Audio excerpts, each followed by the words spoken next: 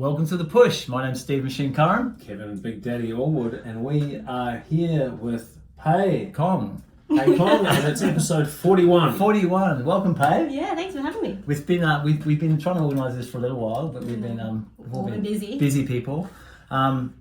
So yeah, 41 episode. I was just going to mention my eye, which I copped a knee in the face from doing BJJ on Friday night. And you blamed it on your poor wife. Yeah. I made a video saying that I was a victim of spousal abuse. Oh, did you see right. that? Yeah, I did see that. I wasn't, but it's actually, I've been saying to Kevin numerous times, because I get little bruises, and I was hoping that they were going to be more dramatic, and so I guess be careful what you wish for. So you could feel like you was a tough guy. So yeah, but no, it's good. So episode 41, we met at the gym at City Gym, and 2009, 2008. yeah, and we trained together for a little while. We did. Yeah, with our late friend Giannis, who passed away a couple of years ago now. Mm-hmm. Yeah, which is very sad. But so you've always done a lot of fitness and exercise and stuff like that. Yeah, just lots of sport, and I think it's always kept me out of trouble and mental health. So when we met, you were doing a lot of Gymnastics. Full on. Full on, Amazing. Do you Competing or yeah, just... competing. Have you seen any of her routines? I've seen. Like off the chain. Yeah. Competing, international level for a few years. So, for Australia? No, from Malaysia. Oh, wow. Yeah. So, I didn't know that. yeah. Yeah, okay. But I joined the Australian team, and they Right. sort of took me on, adopted me, And so was that something you'd done as a little girl? I started ballet, and then they told me I was too fat.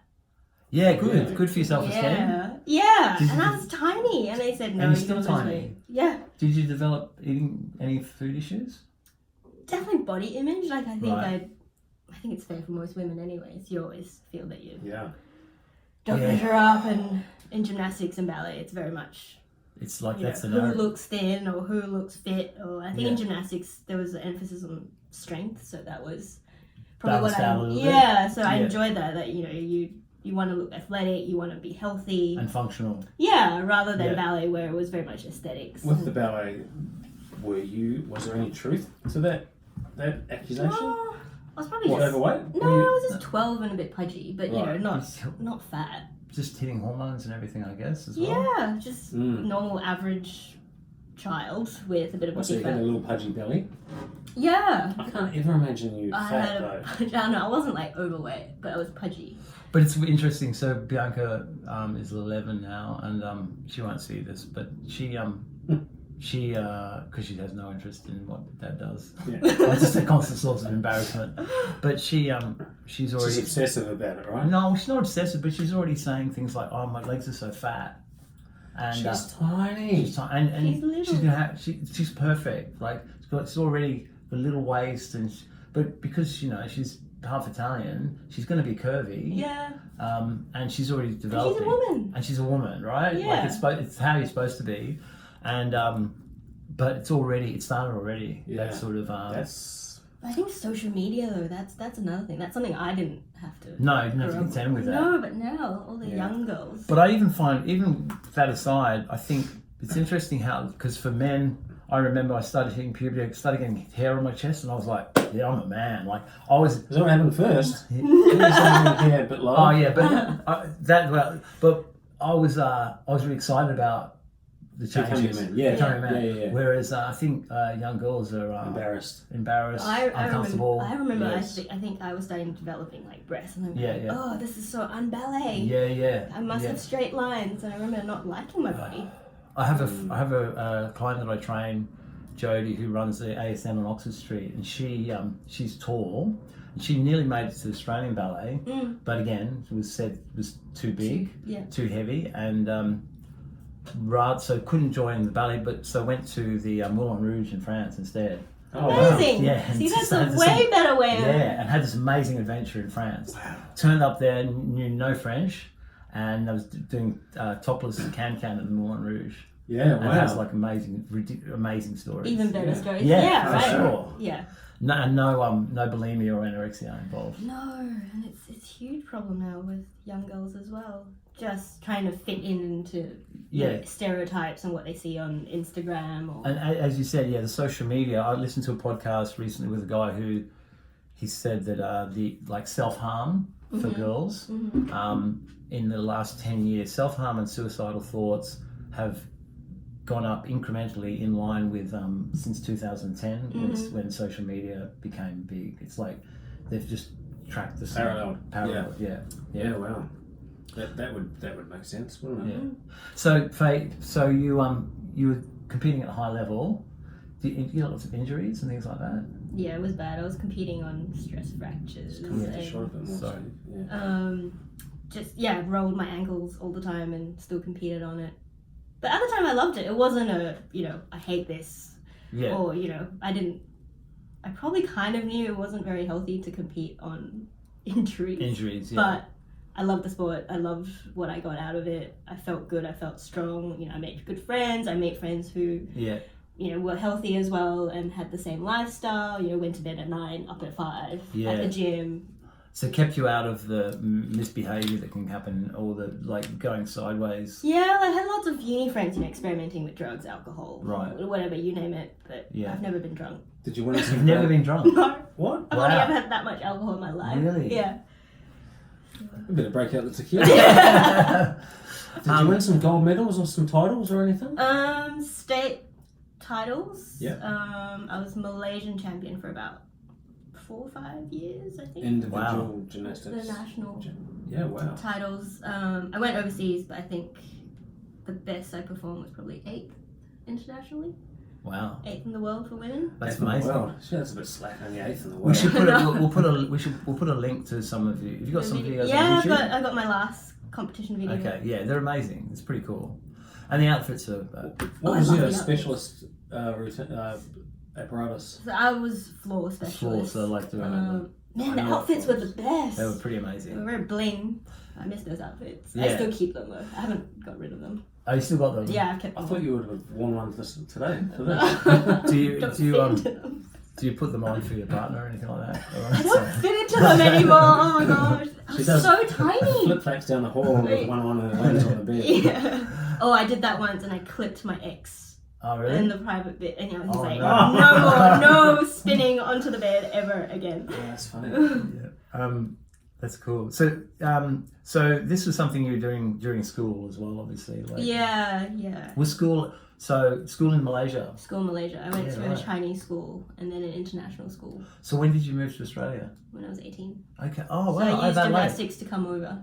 Right. But where's your family? Hang on. Malaysia. You got to Australia through the gymnastics? Yeah, so there was a sports scholarship and like an athlete entry. Wow. So that's impressive. Yeah, so I used that to come through, but I also, you still needed to meet requirements for academically. So I did. How was your English at that stage? Wasn't bad. Oh, my dad was always like, not allowed English at home, you must speak Chinese, but I would hide all my English books under Chinese book covers. Oh, wow. And I watched American cartoons, so I had an American accent when I came. Wow. Because I don't know why, I always assumed that your family was here. No, everyone's in Malaysia. Right, okay. Yeah. My sister came over a little bit later, and she's living in Melbourne now, and she studied as well, but... Right. Older or younger? Younger. Right. So we all came after 18. Wow, okay. So that's a big move. Yeah. It was a bit of a cultural shock as well. Yeah. I think I moved here the week of Mardi Gras. Wow. And university's right next to Victoria Park. Didn't we all move here for Mardi Gras? Yeah. Yeah, my first holiday here on my own was Mardi Gras weekend. Oh, it was the best. It was the best. I had the best weekend. I just thought, oh my gosh, this is amazing. Eventually led to me moving here. Did you go to any parties? Did you go to any of them? No, Yeah. I was. We got the really outfits. We got the outfits. I know. Okay, so you moved over. Yeah, I don't know why I assumed that, but so was your mum a tiger mum? She's still a tiger. Tiger mum. Still a tiger mum. Tiger mum? Is that a specific? You explain. Particular thing? Oh, just wanting you to be the best at everything. Yeah, I had to play Asian mums. There's it's a stereotype, obviously, but not all like that. But they culturally they tend to really pushed for academic. Music, ballet. But music Did you learn the violin? only if it's violin. No, piano. Or piano. Violin or piano. Either of those two. Yeah. There's no rock guitars. No. And academic achievement above all else, right? Mm-hmm. Yeah.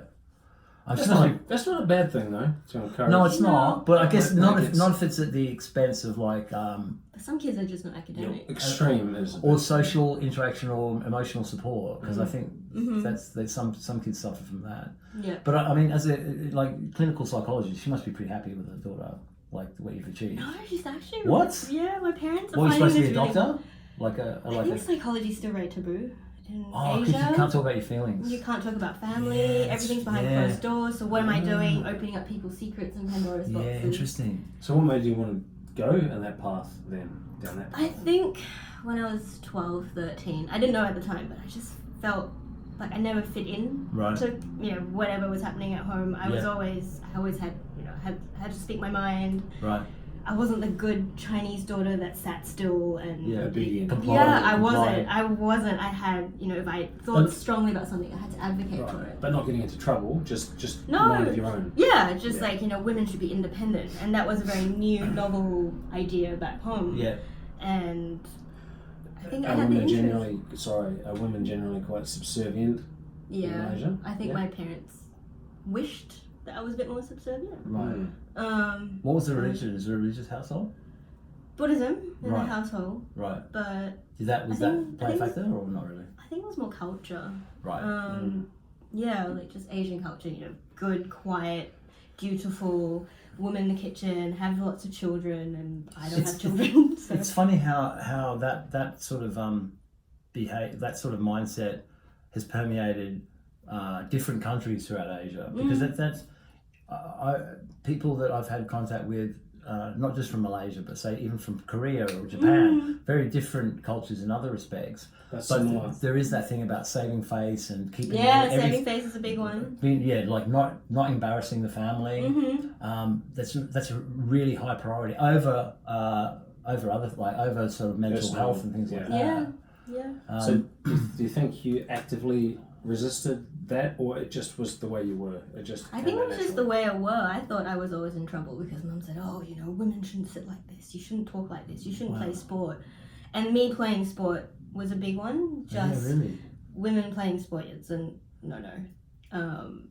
And I think in gymnastics, obviously you're wearing leotards. Sure. It's not a demure sport. You're showing off your body, and that wasn't So something. are there no women's team sports over there?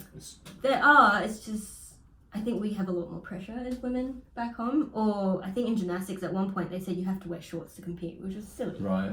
Because they didn't want you showing off body parts, or they said you weren't, being respectful of culture or religion.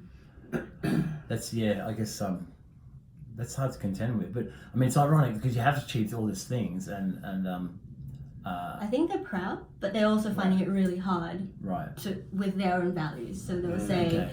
I'm Are proud they of older? you. Are they older or how old are they? They're older than pay. They're 60. Right, it's not that old. No, so they had me when they were young, so Right. mid-20s when they had Okay. me, and they just said, I think what they want for me was very different to what I achieved. Okay. And they're still proud of my achievements, but it's something they struggle with. So now I'm doing my PhD. Yeah. My dad says, but you should just go into business. You're not making money, you're a student, you can't be a student forever. But I know when I graduate, he'll be the first one up the front with 4 cameras. Sure. It's kind of a balance. There's a really good Chinese comedian. I was watching. There's a stand-up. He's got a stand-up special on Netflix, and he's talking about how Chinese love money and how the whole focus is making money. And he said part of his bit is he says even New Year's Eve, rather than wishing Happy New Year, Chinese New Year's they say something else related to money. Like what's the Be phrase? prosperous or Gong something. xi fa cai. Yes. Yeah, and then the cai is money. Yes, like may you so make you make big money. big money. And he's saying even on New Year's Eve, It's all about money. Yeah. Wow. So I guess that. And it's that security that's linked Right. to money and wealth and sport. Like when I played sport, because I'm tanned, Yeah. And that's not appropriate either. No, is it's a sign of that you're working class. Yes. So my grandma will go, "Oh my gosh, Yeah. you know, we need to make you white," and they'll give me whitening right, cream. the whitening cream. Yeah. It's amazing because Nivea has whitening creams. Yeah. I've seen them in Thailand, Southeast Asia. Heaps of them. Yeah, and we've had this discussion because in Europe, the upper class could afford to have breaks from work, and so they'd lie on the beach. Oh, and so the opposite was the case. If you had a tan, it was seen as being wealthy in Europe. Right. Whereas in Asia, if you had a tan, it means you're working in the paddy field. Yeah. So it's interesting how the two cultures interpret the skin color. Yeah, even over Christmas, we had this relative I hadn't seen in 7 years, 8 years, and her first comment was, "You're so dark. You're so black. What's happened?" You've got no job. I know, that's what it is. Isn't that funny? He was so worried. She's like, "What are you doing?" Wow. Yeah, that's great. Isn't it funny though? Whereas if you got like tan in Europe, it means you've been you're athletic. Yeah, you've been in the south of France or something. Yeah, you're healthy and yeah. No, culture's funny. It's apparent to us as white people going to Thailand. You see rows of shelves of whitening creams. And what the hell is all this? Yeah, crap? that's right. But I came over and went, "They have tanning creams. Why do you have tanning creams?" Yeah, isn't that weird? Yeah. So you decided to what's the process then? So when you were young, you thought, I guess you didn't straight away go, "I'm going to be a clinical psychologist." No. What was the process? I think I was interested in the way the brain worked and how the mind worked. Right. And I think that was also very different. You know, everyone's doing, a lot of my friends went on to medical school. Sure. A lot of my cousins are like doctors. Right. I thought, but I'm not really interested in how just the body works. Right. I want to know holistically how the mind works. So I just started in a bachelor's of arts with psychology and social work. And I think I've always wanted to help. I think I've always loved giving back. Yeah. So psychology or social work seemed to be the pathway. Yeah. And then it's a 4-year undergrad degree. You do your honours, and then I did my masters, and I loved it. I loved researching about the brain and how the mind works. Yeah. I didn't think I'd end up where I am now, but I think at that point I knew I wasn't just interested in therapy work, that I wanted to do a range of things, and I think that's why now I'm doing research and therapy and assessment work. Right. What I do. And what made you steer towards child protection and child psychology? I think it was an accident. I always thought, oh my gosh, it sounds horrific. It sounds very scary, and I think that's the first impression people get, that you know, children are being hurt. Yeah, sounds trauma. it sounds like a very hard area of work to get into. Yeah. And I was doing placement with my supervisor, and so you have to do these training as part of your degree. Right. And I was training under someone, and he just happened to do this line of work. Right. And I think I was just captivated by the vulnerability of parents. I think we always see parents who are abusive as, you know, they must be horrible people. But sometimes it's circumstances. Sometimes they might be a victim of their own parents. Sure. And I could see that, and I thought, you know, there's an area of change that we can bring. And I saw that, and my first woman that I met, she was 18, had 4 or 5 children. At 18. But she was also a victim of abuse, and she was actually withheld against her will. So the babies were to her captors. Sorry. So she was held captive. She was a prisoner. Yeah, she was held captive. And had babies. Babies to them, oh my God. and she ran away. So by the time I saw her, she was 21, I think. But yeah, she had children by 14, 15. Oh my God. But didn't have contact with them. No, she was trying to protect them, and Child Protective Services obviously said, you know, you're not fit enough, because she was using drugs to help them. Yeah, to help get over her own trauma. Yeah. And I just saw this vulnerable woman and thought, she needs help. I mean, she was. That was here in Australia. Yeah. Far out. Yeah, and that was my first case, and I think she doesn't know this, but she turned my life around. I just thought, I have to stay in this and see what happens to the children and how we can help the family. How'd that one turn out? I think she's still working through her own stuff, but the children are safe. Sort of makes personal training seem a bit superficial. No, not at all. But you're like therapist yourself, right? Because your clients offload to you. You talk. You spend time with people. There's levels to this. There's levels though. I mean, I'm dealing with people that oh, I've got to have that on my, like, yeah. Oh, look, there is some. You're listening and you're there for them, true. and you're getting them through a journey. So it's the same. Yeah. Wow. Just different Well, dimension. Yeah. You're saving people's lives. You're like you're at the coalface. Like that's. I find when I see your posts, I just think, wow, that it must be obviously really confronting, but at the same time, amazingly rewarding as well. When there's progress and when people get a bit of. I guess a bit of serenity and a bit of peace in their lives. That must be. I think just gratitude as well. I always think for your own life. Yeah, and I think, my problems are nothing compared to that. And I know when I have hard days or some days where I go, oh, my partner left something in the dishwasher or something really silly, and I'll go to work and then someone tells me their story and I go, oh, my life's fine. Like I can deal with that later. It's that it can be that simple to reset yourself. Yeah. I have a friend who says you're always either heading for gratitude or self-pity, and if you can just continue to try and align yourself with gratitude, you just have a better day. Mm-hmm. Just from a purely selfish point of view, it's better just to steer that way. Hearing other people's major issues really does that, resets your own personal position. Yeah. Some of those podcasts that do that for me. Yeah. Mm-hmm. And for you in your line of work, hearing other people's horrible journeys and what's happened to them, like you said. That's funny though, we feel it's horrible, but for them they go, it's just life. That's I'm so life. humbled. I really am. And it's the same with people with sort of chronic illness. But it's not. It's a bad hand. It's not just life. Like No, but you're saying like that they like, well, this is the only life I've known. Yeah. And I guess there's a tenacity there that just not quitting. Yeah, and that's their normal. Yeah. Whereas for us, we'll go, oh my gosh, that's so left field or right field. I think though we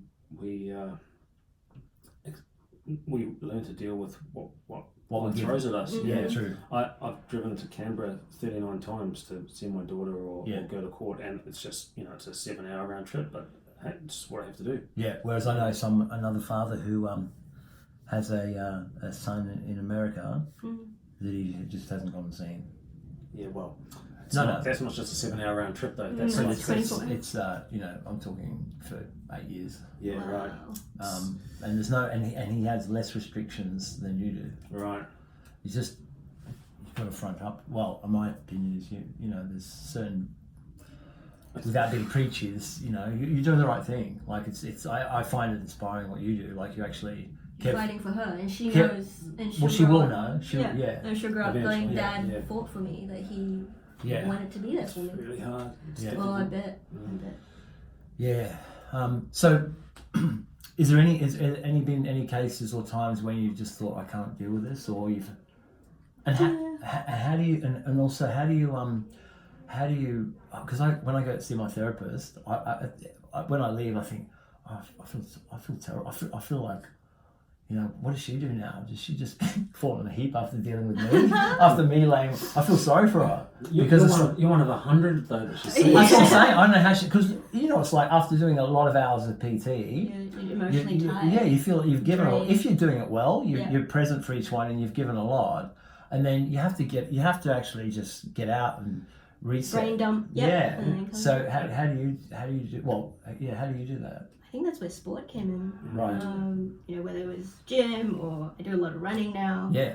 And running's almost meditative for me. So I never run with music. I run just thinking. Yeah. Oh, I get that. It's funny because since since I started doing running, like someone told me a few years ago that you'd be doing runs every day. I know. When I saw your updates, I thought, who are you? You're doing cardio. Yeah. But the runner's high. I totally get that now. Like you get to this pace where things become easy. Flow. Yes. Yeah. You're in like this flow state, and like you said, music can be a distraction at those times because your breathing's going right, and you're just in this really sort of cool zone. Mm-hmm. So I get that. Like. But you're doing, again, like your gymnastics, you're doing some crazy shit with your running as well, aren't you? Like I try to. I'm a bit injured. What are you doing half marathons and stuff? Try running. So my longest one has been 50 kilometers. 50. But it's trail. It's nice, you know. But this is not on a nice street either. This is like in trails. Cross country. Yeah, it's lovely. Like, you know, you get a bit of lake. You get on your own. So it's part of a team. So we'll run, and I'll have lots of friends doing the same event. I have friends doing 100 miles. How was it? I have a friend who I'm going to crew for in 3 weeks, I think. She's running her first 100 miler. That's 160 something kilometers. In one hit. One hit. And So how long will that take? She's like, maybe 30 hours if I'm conservative. Non-stop. No breaks. She'll stop to refuel and pack things in a pack, but she'll no keep sleep. going. No. And when you've done 50-kilometer runs, that's just you start and you finish. And that takes how long? Like half that. 15 6 hours. to 8 hours. Oh, that's insane. I love it. That's so cool. That's crazy. Crazy.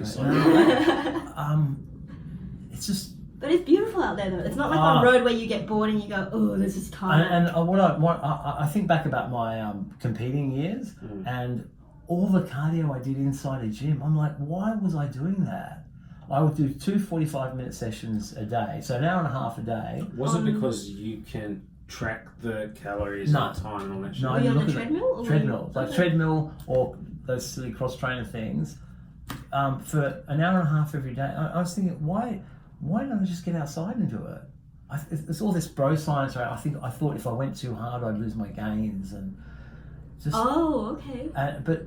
So were you in a fat burning? Yeah, so I was dieting for shows. Okay. And but you had to keep your heart rate at a certain rate. No, I didn't even look at that stuff. I just looked at time. So you could have easily. I could have walked around the harbour bridge or like the opera house or something. Yeah. And Sydney's a beautiful city, especially in summer. And I was in great shape, so I could have had my shirt off and got my attention. More importantly, exactly. Oh my god, some of your photos. But I didn't do it. It's just weird. Just tied to the gym. Now, But was it safety though? Because no, you're familiar with this gym. As in not like safety. As in like safe space. Yeah. Probably. Like you're comfortable in that area. He loved getting his gear off in public.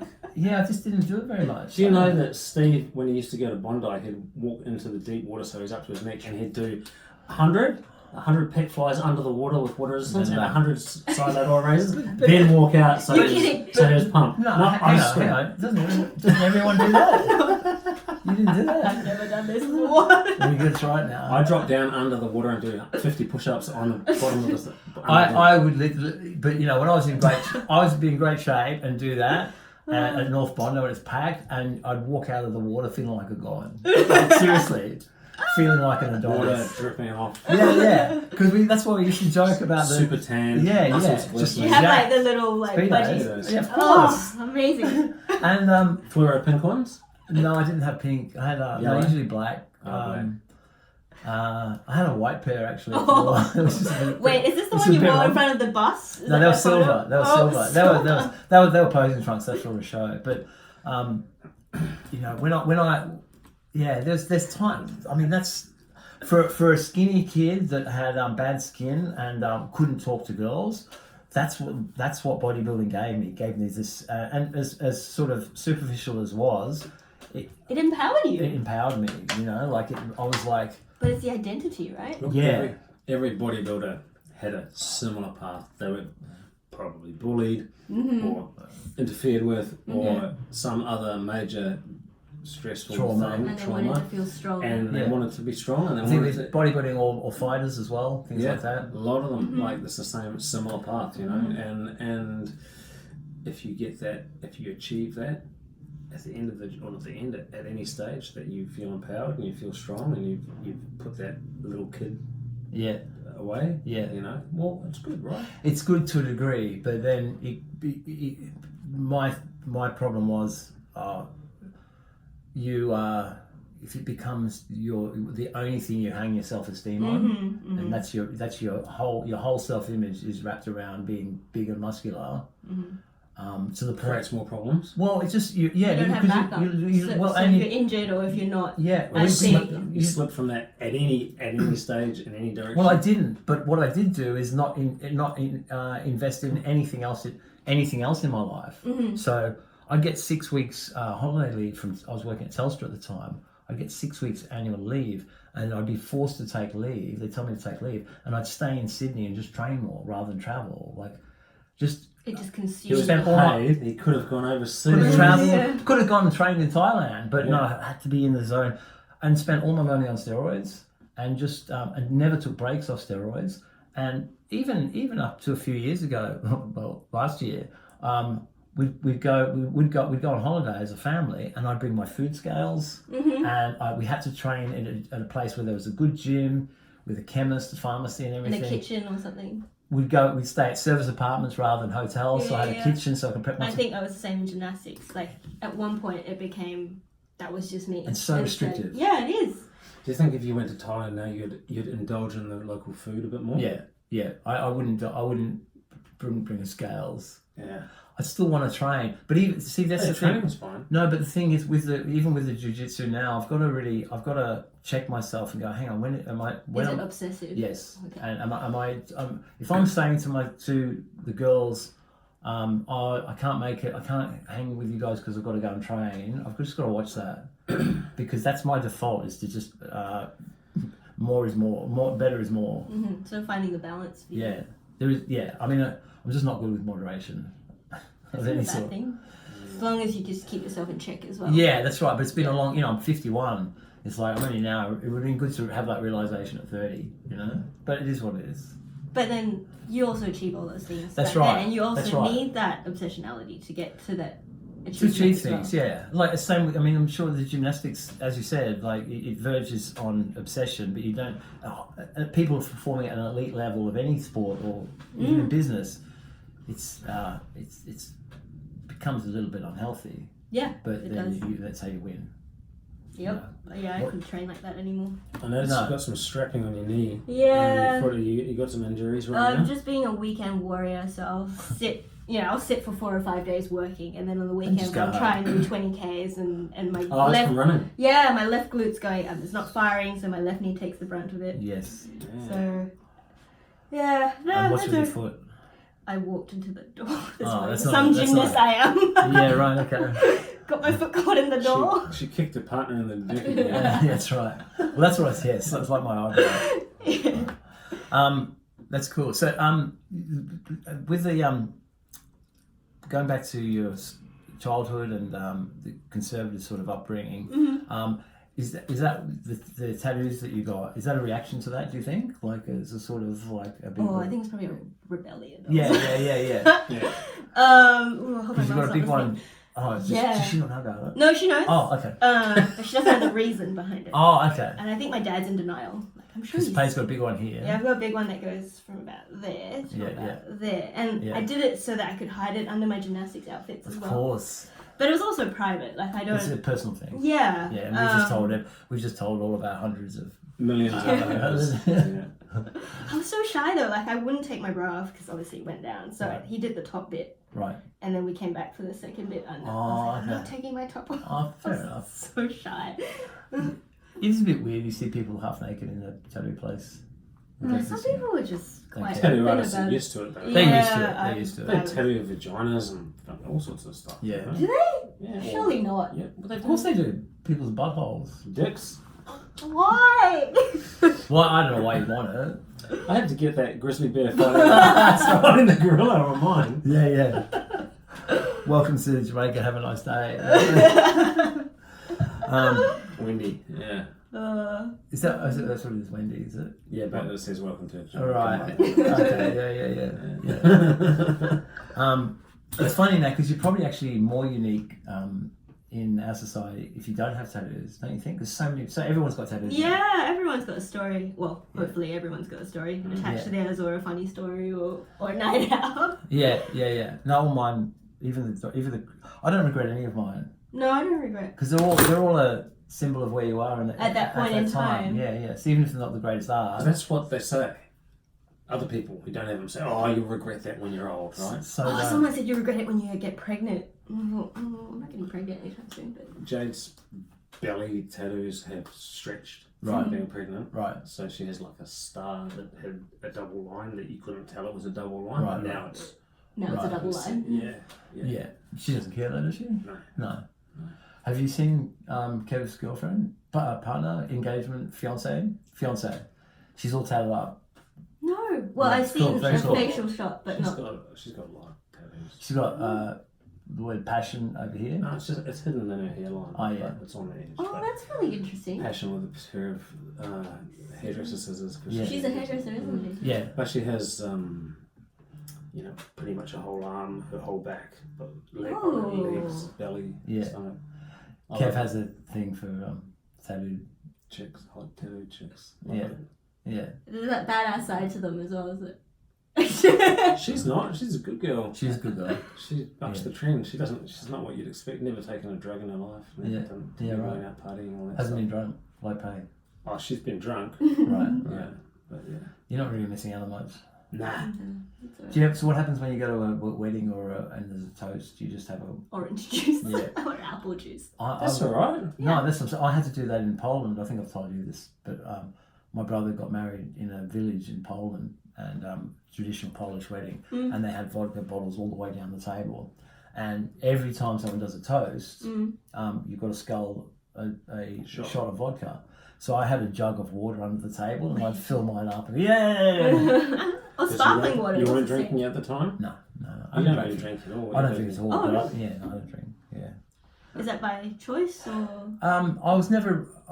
I drank a lot when I was a teenager, playing in bands and in my 20s, and then hammered I hammered. You until you I vomited. didn't know you played in a band. Yeah. Have you not looked at half of his posts? It's all When I had hair. No, I used to be. Oh my gosh, I have to look this I up. used to dress up with Rock like pink tights Yeah. and all crazy No shit. way! Yeah. Oh my god, I have to look this I up. wanted to be Michael Hutchins from InXS. Amazing. Cross And, between that and the Sweet Transvestite. yeah, that's what we used to close with. The song "Sweet Transvestite" from Rocky Horror.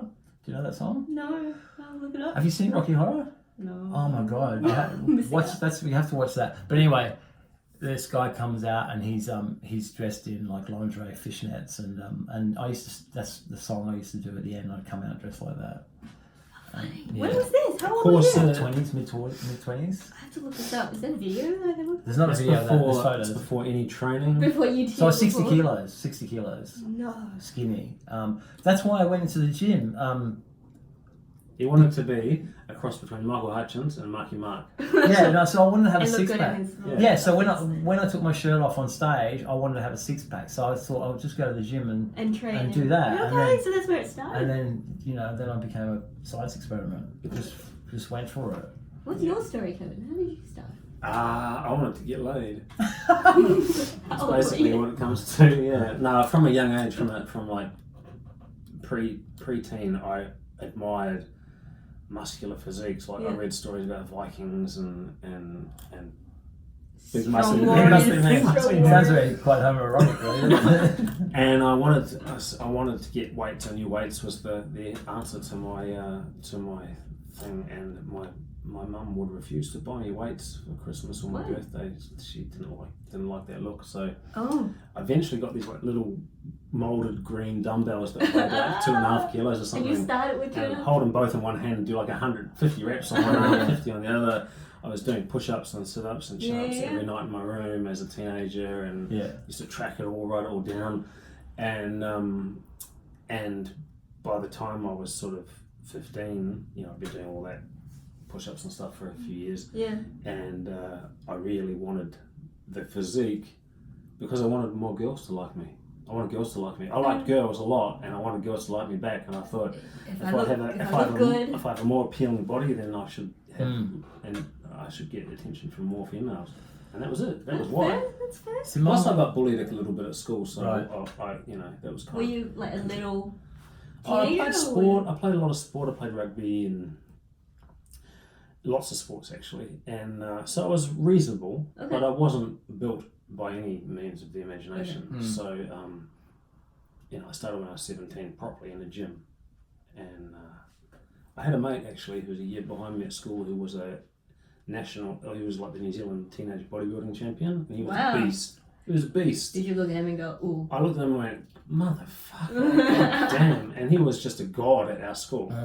Only girls would be like... He was at 15, he won the national title. Oh, right. And again at 16, and then he came to an Australasian title and an Oceania title. He was just a legend. Machine. He was in my rugby team when I was 17, and he was a year younger. We were in the first 15.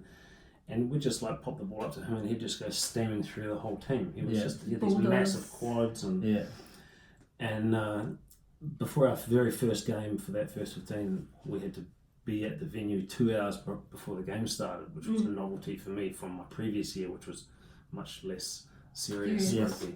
And the coach gave us this massive team talk and was basically shouting in our faces and like really psyched us up. And then we had to like get prepared for the game, and everyone just stripped off and started rubbing deep heat and stuff. And I was next to you put deep heat in your thighs and on the joints that are going to get a lot of work. Not your dick. You don't want to touch it. No, you don't want to do that. So anyway, I was standing next to this guy, Paul, this guy who ended up becoming one of my good mates, the bodybuilder, and he took his shirt off. I was just like, I knew he was big, but he took his shirt off. Whoa, you're even bigger. I felt I was tiny. Emasculated. So he was quite motivating to my bodybuilding path. Yeah. And then I wanted that. I knew what I wanted to look like. So that was my goal. But I also never went down the steroid path because for some reason I wanted to be able to say that it was all mine. My gains were all mine, and I hadn't had any help. So that was kind of in my head. Plus, in New Zealand, steroids weren't really readily available like they are here. Is it? Well, I don't know much about it, but is it very easily? I came to City Gym in '97 and went to the bathroom, and there's a hearing- needle disposal I'm bin. hearing. Needle disposal I've bin in the heard bathroom. that I'm about like, it's now, just on your face. Now it's on a level where like it's different because my journey was I was doing it. In hindsight I realised for purely self-esteem issues, more so than ironically I used to befriend a lot more girls when I was singing bands and 60 kilos than I ever did as a bodybuilder. Right. So it didn't. For me, it was all about just feeling better in my skin. Yeah. And so, and any behaviour like that, again, it was never enough. So I pushed the envelope with the performance enhancement and everything, and to the point, and Keith's heard this a lot, where I'd go to the beach and I didn't want people to say, "Oh, he's got a nice physique." I wanted them to say, "Oh, that's just too much." That's what I wanted. I wanted people to go. You almost wanted the shock effect. I wanted people to say, "What the fuck is that?" You know. Right. And so. And what was the motivation for mine that? was more like Jamie Jury from Manpower. I wanted the abs and the pecs. And you want everyone to go, and the chicks. Yeah. Well, how come? Oh, because I as a young man I felt because you were that's judged. that. Because you were okay. So you wanted to be judged as more of. More than yes, exactly. Just okay. And when you whether the feedback's positive or negative didn't really matter as long as there's a reaction. I was seen. Yeah. Okay, that makes sense. So I'd walk into a restaurant or something, or especially when we started clubbing, and in a string you take your shirt off. And you want people to turn around. Exactly. On point. Exactly. And come up. And there was in that environment, especially, there were girls that would come up and say, "Oh, can I touch your abs and stuff?" But you'd equally get guys saying, "Oh, dude, like, what do you do? Yeah, what are you doing? What where are you training?" Remember those conversations at parties? Yeah, like, you'd be a bit under the weather. Routine, their whole training. And it's straight guys, and they'd come up and you'd be like having a good time, dancing with girls, and they go, bro, you look awesome. Like what are you doing? What gear are you using? All this sort of stuff. It's like, oh, man, can we not do this right now? But was there a sense of cool? I must be doing something right if they're coming up. Like the story about coming out of the water. Like that's a few years into that, you expect it, right? Like you expect it at a party. For sure. Yeah. Because it happens all the time. It happened all the time, and it's funny because like when Gabriella and I were together, got together, we'd walk down the beach and she's super fit as well. Well, she's fit, but she guys would and girls would walk past. And when they're sort of slightly out of earshot, they go, "Fucking steroids." And Gabriella will get really offended, going, "Yeah, well, you don't even train."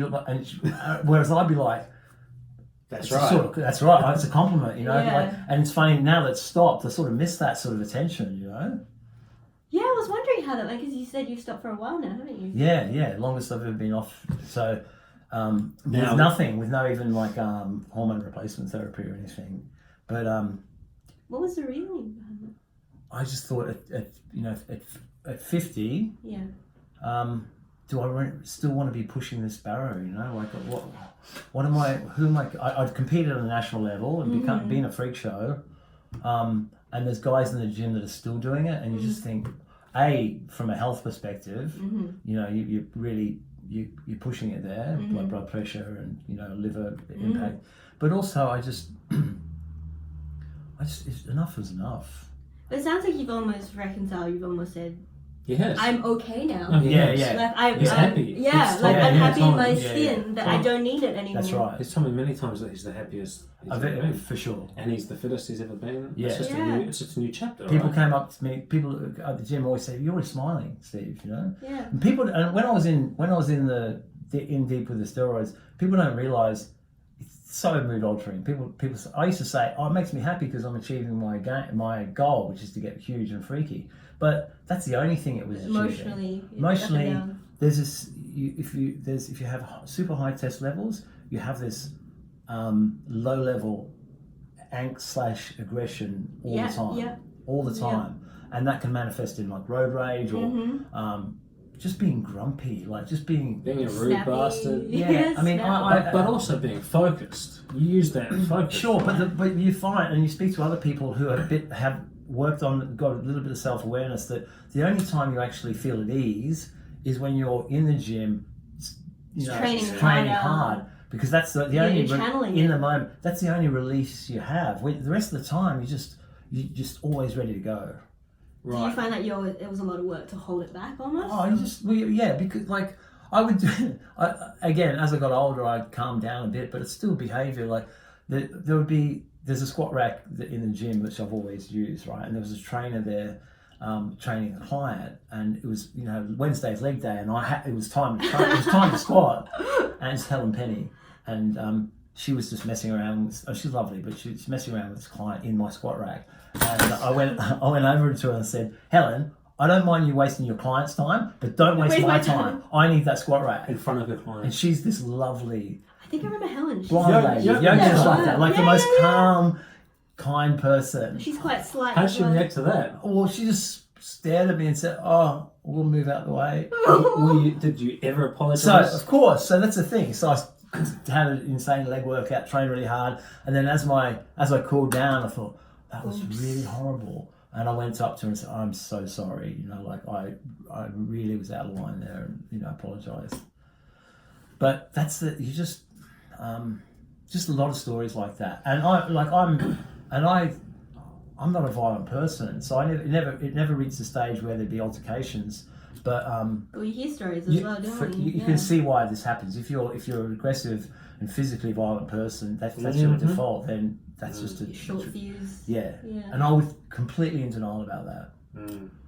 So it's a relief. I actually feel like I can breathe. You know, like it's a nice. And as Kev said, like the fitness stuff, it's nice. I used to walk up to Oxford Street, where the hill is, like just the last bit up to Oxford Street, and I'd at my biggest, I'd have to lean against cars, get my breath back, and my lower back would be so pumped. Oh my god! Because your red blood cell count is so high that's one of the benefits of the steroids. That's why you get a big pump, but it also makes your blood so viscous that it's just hard getting around. Right.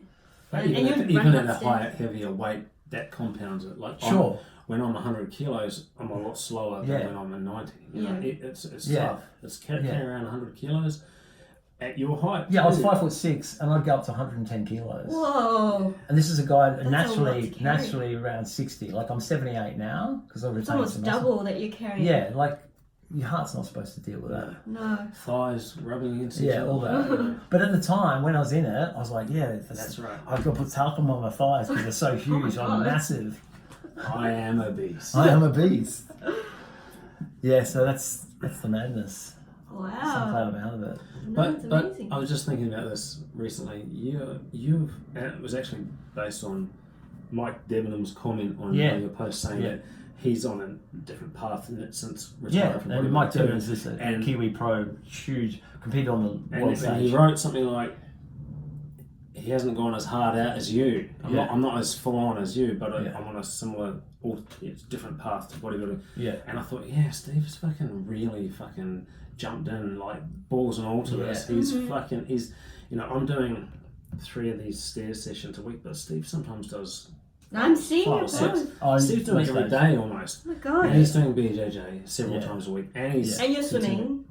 I don't swim. But and weights. And I'm like, fuck, he doesn't do things by halves. No, I can't. Like, but even I'm mindful of, like, I do it early in the morning, so it doesn't really impact on the family as well. Like that stuff which would never occur to me when you load it up on gear. That stuff, you become very selfish. It's focused. And you convince yourself that I'm achieving results, so they'll understand because I'm getting it done. But I'm the priority anyway, so fuck everyone else. Yeah. And that might be great when you're getting ready for the Olympia when you're 25 or 30, but when you're when you're 50 and you've got a kid and a wife, it's a bit selfish. Yeah. So I'm just. No, it sounds like you're in a really good place. Yeah, it's a positive. It's definitely a positive. And all the good things that have come from it, like doing the podcast and stuff like that. That's all because I've had space away from the obsession. Mm-hmm. So. Yeah, it's a gift. Reflect on it. And you can also talk to other people about it as well. Yeah, they don't listen though. It's funny. When they're in it, they're not going to listen. It's funny, there's guys in the gym. There's guys in the gym that have like got these shoulders that are swollen from too many injections, like they're full of oil and they're misshaped. And I say to them, dude, this isn't going to end well. You're going to end up with like scar tissue, and you're actually going to lose muscle. And they don't listen. And they go, no, I'm alright. Just like you wouldn't have listened to. Absolutely, absolutely. In that position. Mm-hmm. And then you see someone like Paul Haslam, who's 10 years older than me, Yeah. and he's just like he's just like, they're going to do their thing regardless.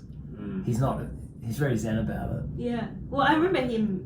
Yeah. Didn't he post something on your Facebook recently to say, welcome to the mortal world or something? Yeah, welcome to becoming a mere mortal. Yeah. Because he's lost, like he's a much he was a monster. I saw him in the 90s in Brisbane, and he was a big man. We all are. I think he trained me for the PT training courses I did he was years ago. lecturer. He's a good guy. He was my lecturer years ago. So, getting back to you, Pay, what's involved in the PhD? Like, so you back to studying? Yeah, so I'm working and studying. But that's full on. Yeah, it's full on. How much time do you dedicate to the study per week? It's full-time study. Oh, wow. So full-time job and full-time study at the same time. Yeah, that's the Tiger Mum influence right there. It's just. But you said, right, like, it's going all out or not doing it all. I can't tolerate. Yeah, I can't tolerate half-assed effort. Mediocrity. You can't. Yeah, fuck mediocrity. No, and I think my circle of friends are very much like that as well because it's the way to get results, though, isn't it? You can't fuck around and just put half the effort. Put your toe in. Like my summer shred effort this year. It's been hopeless. I wasn't focused. Yeah. And then I just let it slip, and then by the end of the shred, I was back to the weight I was at the start of the shred. Oh no. Yeah. But it's also that balance, right? It's also going, what's important in my life right now. So whether you need to be there for your young family, whereas I just have a puppy. It's quite easy. So what? How many years? 4 years. So I'm second year. Where are you at? So I finished second year. I'm starting third. Right. My supervisor has given me work in research as well, so I'm helping her in that area. Damn. I'm pulling back. Which uni are you at? Sydney Uni. Right. Only 8 got in the year. Yeah. Jesus, so it's competitive. So is it in this exact same field, clinical psychology? No, so I'm in the law faculty because I'm trying to change legislation so that PhD. What's it going to be at the end? A PhD in law. Wow.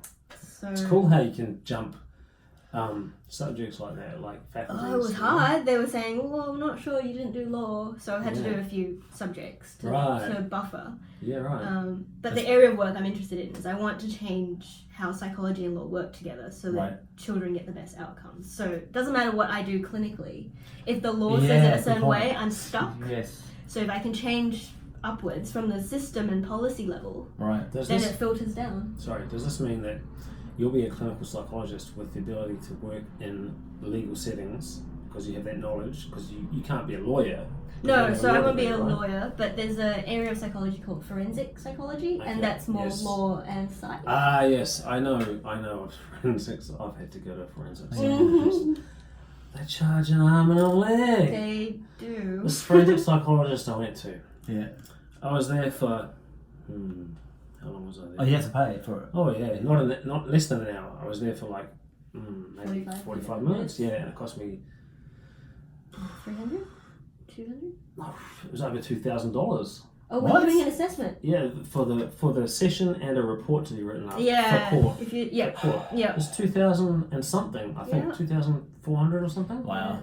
For less than an hour. Wow, that's I pretty needed good. that Pretty for good. the family court. Pretty good hourly rate. Fuck yes. Mm.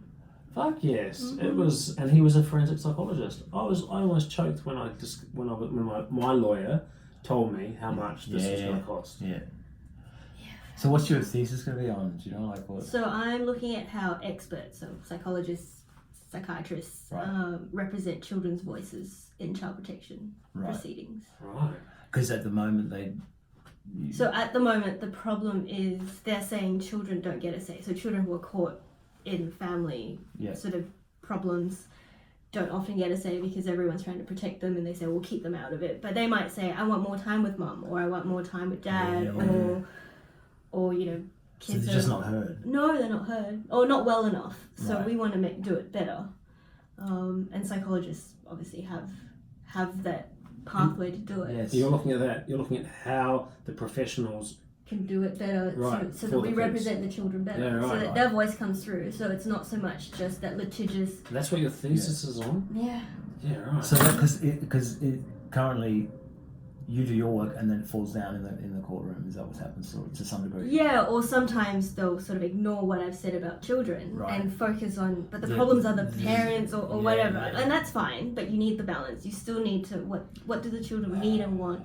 Yeah, I mean, to see that happen, the example I gave you earlier, to see that happening where the kids in trauma, and this is family law, but and it's not being addressed at all, and it's all very adversarial. It becomes mum versus dad, and then you forget the child. and the kid is literally just, and that's gonna come and out it impacts sideways, them like, most because for they're sure. sitting there soaking up all that energy. just toxic energy.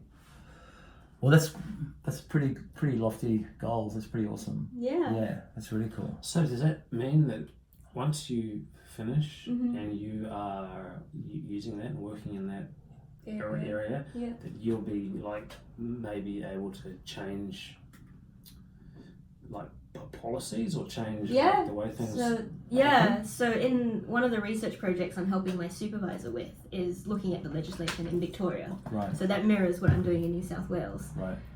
But the aim is to adjust what the policies are doing so that we do things better That's cool. as that's a whole awesome. system. So not just psychologists, but how caseworkers do it, how doctors do it, how lawyers do it, because sometimes lawyers also all contribute. these kids coming through the system from now or from the next 2 years onwards will have no idea that you were their champion.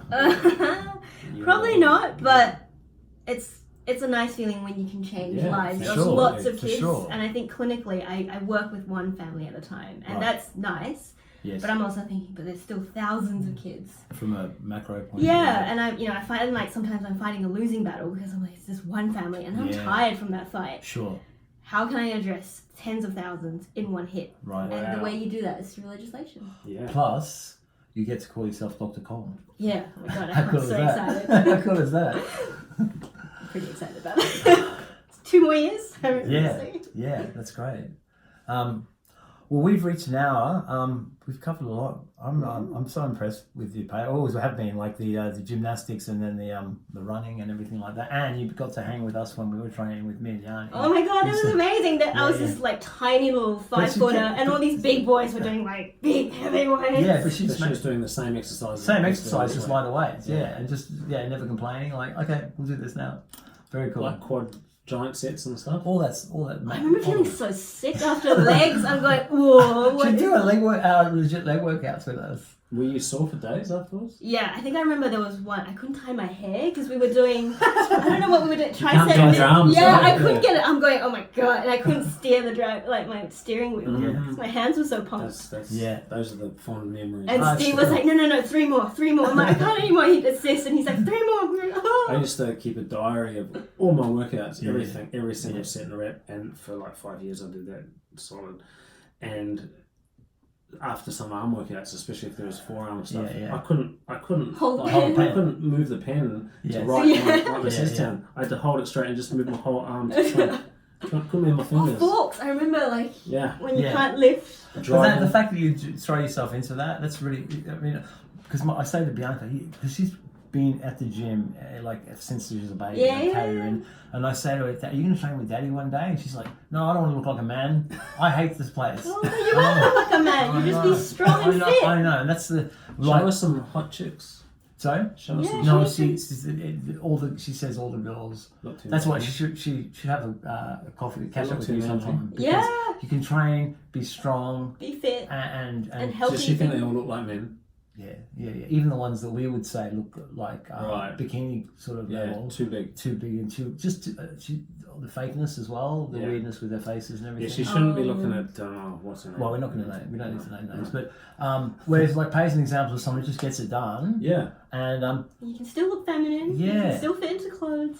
and still, and I think all the sport, like you said earlier, it served you well in the rest of your life. from Oh, that that discipline. discipline, mental. and Yeah. also, like you said, it means you're safe during your teens and your 20s. Yeah, you hang out with the Not right that people. she looks like she's still 20 now. How old? Yeah, how old are you? How old are you? How old do you think I am? You look like you're 20. 33. That's ridiculous. Good Asian genes. It's what it is, isn't It it? is.